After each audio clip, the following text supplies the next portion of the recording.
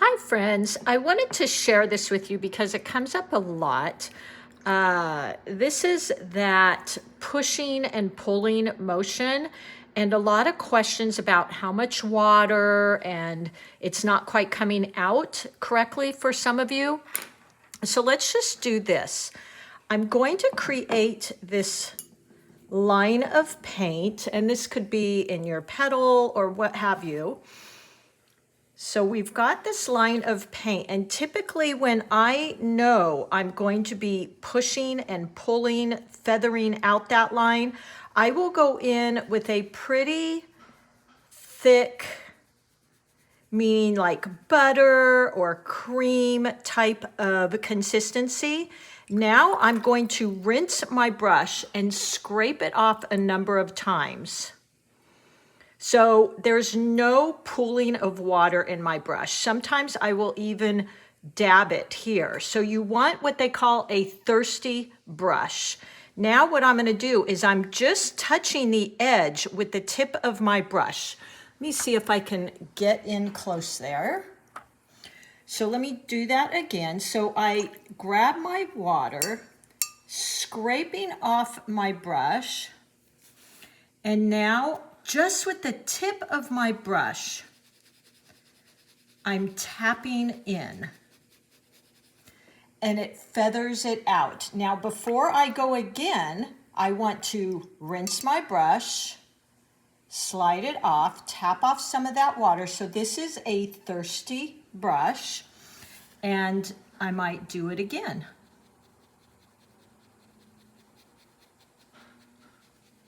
So there you go. So in order to get that nice blend, if you have an existing flower that was already painted, I have some other tutorials. What I would do would be to go in and I would just re-wet that. Let me rinse my brush, tap it off so there's no excess water on there. And then if any water is coming out like this, see how there's water left on my sheet? That's too much, because if I go into this with that much water, look what happens. It just creates this puddle and you get a back run. But if I go in with the right amount of water, oops, let me scoot that up. So I've got my wash here, rinse my brush, tap it off, get all that excess water out. So now if I went on my paper, no puddle at all. And then just, now see, that was a puddle, so that was too much water. And what'll happen is you just create a puddle there. Now you can also, this is the push-pull technique, but what I also do is you can go right up against that line and pull it out, back and forth.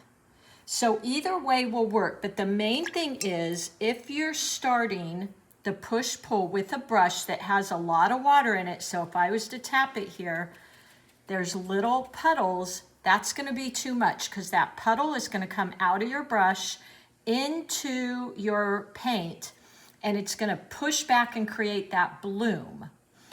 If it's fairly dry, so when I go onto my paper, there's no puddle, it's just a shine. That is the perfect amount of water. Now this may be too dry. And what'll happen here is it's gonna create that bloom because this was drier than what I went in with. So when you're doing this method, you wanna go in rather quickly. So again, if this was dry up here, which it is, I can go over that with some darker pink, like this. Now I'm gonna rinse my brush, tap it off, and now I just go in with that point and I pull it out. See how nice that is? All right, I hope that helped. I think the main problem that everybody has is they've got too much water on their brush. I think that's what's happening. So you don't want these petals. You just want a damp brush and just touching the edge of the paint with the very tip of your number 8 brush or whatever brush you're using. All right, I hope that was helpful. The other thing you can do, let's just see what this looks like, is I could go in there with a different color. I've had a few of you ask me this, so I thought it might be helpful to show. You can go in here with a different color, wash, rinse my brush, get the excess water off, and blend that in. The other thing is you don't want to blend too much or scrub too much, because what'll happen is you'll start mixing that bottom layer and then it just gets mixed together. You're just feathering out. You're gently coaxing and pulling out that edge. All right, I hope that helped everyone, and happy painting.